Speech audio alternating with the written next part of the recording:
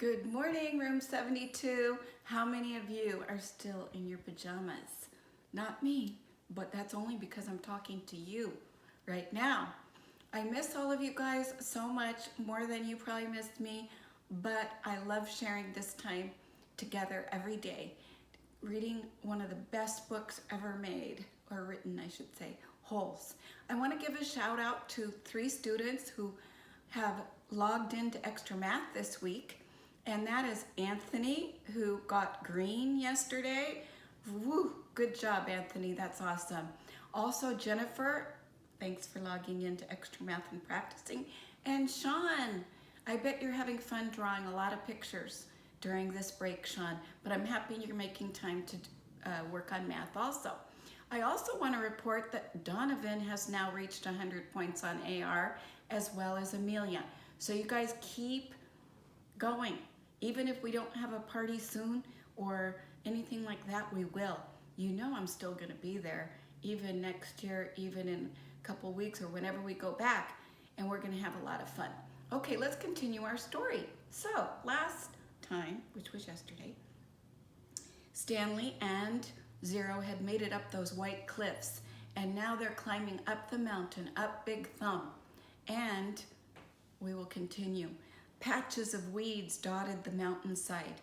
They walked from one patch to another, using the weeds as footholds. As they got higher, the weeds got thicker. Many had thorns, and they had to be careful walking through them. Stanley would have liked to stop and rest, but he was afraid they'd never get started again. As long as Zero could keep going, he could keep going too. Besides, he knew they didn't have much daylight left. As the sky darkened, bugs began appearing above the weeds patches. A swarm of gnats hovered around them, attracted by their sweat. Remember gnats? Those are those little things that follow you when you're walking in the forest or the park. Right around sundown they come. They're attracted to what? Moisture. Moisture equals water. More evidence that there's water up there. But neither Stanley nor Zero had the strength to try to swat at them. "How are you doing?" Stanley asked. Zero pointed thumbs up. Then he said, "If a gnat lands on me, it will knock me over." Stanley gave him some more words. B-U-G-S, he spelled. Zero concentrated hard, then said, "Boogs?" Stanley laughed. A wide smile spread across Zero's sick and weary face as well. "Bugs," he said. "Good," said Stanley. "Remember, it's a short U if there's no E at the end." "Okay, here's a hard one. How about L-U-N-C-H? La-un." Suddenly, Zero made a horrible wrenching noise as he doubled over and grabbed his stomach. His frail body shook violently, and he threw up, emptying his stomach of the sploosh. He leaned on his knees and took several deep breaths. Then he straightened up and continued going. The swarm of gnats stayed behind, preferring the contents of Zero's stomach to the sweat on the boys' faces. Stanley didn't give him any more words, thinking that he needed to save his strength. But about 10 or 15 minutes later, Zero said, "Lunch."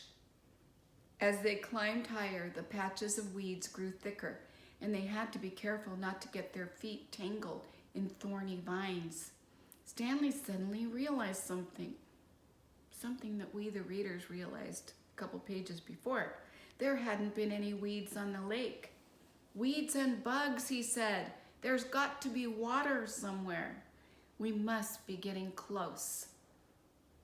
A wide, clown-like smile spread across Zero's face. He flashed the thumbs up sign, then fell. He didn't get up. Stanley bent over him. "Come on, Zero," he urged. "We're getting close. Come on, Hector. Weeds and bugs. Weeds and boogs." Stanley shook him. "I've already ordered your hot fudge sundae," he said. "They're making it right now." Zero said nothing. Stanley took hold of Zero's forearms and pulled him upright. Then he stooped down and let Zero fall over his right shoulder. He stood up, lifting Zero's worn-out body off the ground. He left the shovel and sack of jars behind as he continued up the mountain.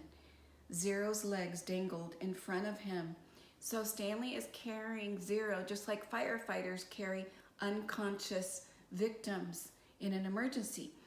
He's throwing Zero's body over his right shoulder.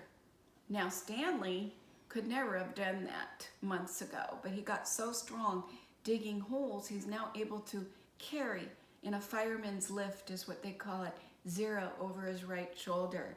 Zero's so light also. Stanley couldn't see his feet, which made it difficult to walk through the tangled patches of weeds and vines. He concentrated on one step at a time, carefully raising and setting down each foot. He thought only about each step and not the impossible task that lay before him, because he's climbing straight up a mountain, carrying somebody. He could easily lose his balance and tumble down. You know, this is an amazing, almost magical type ability that Stanley's discovered. His strength came from somewhere deep inside himself and also seemed to come from the outside as well. After focusing on Big Thumb for so long, it was as if the rock had absorbed his energy and now acted like a kind of giant magnet pulling him toward it. After a while, he became aware of a foul odor. At first, he thought it came from Zero, but it seemed to be in the air, hanging heavy all around him. A foul odor. What do you think that foul odor could be? So a foul odor is a stinky smell. What do you think it is? It's kind of surrounding him the farther up the mountain he gets. Okay, we need some people thinking, and hopefully we'll find out maybe today. He also noticed that the ground wasn't as steep anymore. As the ground flattened, a huge stone precipice rose up ahead of him. A stone precipice is like a huge stone structure. What could that be? Just barely visible in the moonlight. It seemed to grow bigger with each step he took. It no longer resembled a thumb, and he knew he'd never be able to climb it. Around him, the smell became stronger. It was the bitter smell of despair. And despair means sadness. So he's kind of thinking that, but maybe it's not a foul odor. Maybe it's a life-saving odor. What could save their lives up there? Water, and what else? They need something to eat. What could it be? Even if he could somehow climb Big Thumb, he knew he wouldn't find water.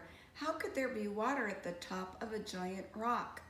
The weeds and bugs survived only by an occasional rainstorm, like the one he had seen from camp. Really? So he's saying water can't go uphill, ding, ding, ding, but can it? What about Madame Zeroni's stream? Did that go uphill? Could water be going uphill through that thumb? I don't know. I think we might have to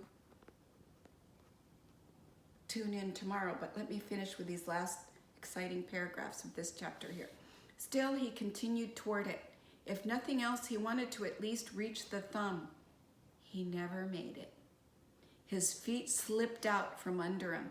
Zero's head knocked against the back of his shoulder as he fell and tumbled into a small, muddy gully. That's a ditch. As he lay face down in the muddy ditch, he didn't know if he'd ever get up again. He didn't know if he'd even try.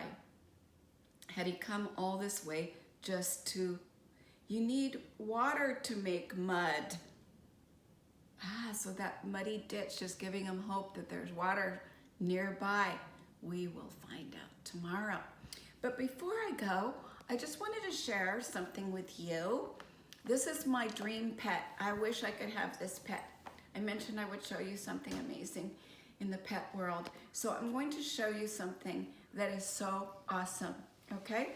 I'm gonna put it on my stool. Woo! And this is a baby mountain gorilla. And it's not a painting, it's an actual photograph, which means a photographer had to actually be in the jungle, in the mountains, and be near the gorillas, close enough to get a picture of this baby mountain gorilla peeking through the leaves. Look at its face, you guys. Can I have it as a pet? Look at those eyes. They're so innocent, so sweet. The little nose and mouth and the furry little head. It's a great shot. And my husband bought that for Allison several years ago.